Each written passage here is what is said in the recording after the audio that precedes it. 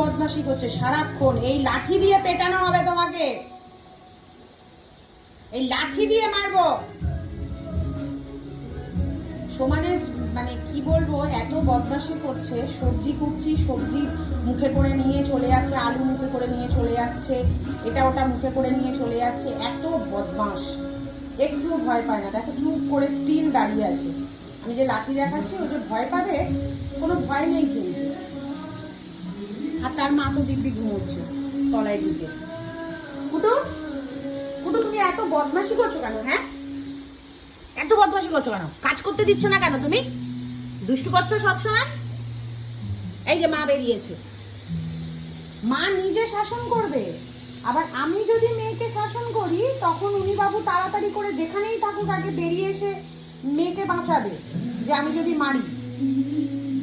বুঝেছো? দুটো মিলে মানে এইরকম পিড়িত। এদিকে নিজে মেয়েকে বকবে তার বেলা কিছু না, কিন্তু আমরা বকলেই দোষ। তখন এই এখন কিন্তু ঘুমোচ্ছিল, বেরিয়ে এলো। বেরিয়ে এসে মেয়েকে দেখছে বকছে, লাঠি দেখাচ্ছে, ওই জন্য বেরিয়ে এসছে। দুধটু করছে, মেয়েকে ধরে রাখো। আমি তো কাজ করবো নাকি? মেয়েকে একটু ধরে রাখো।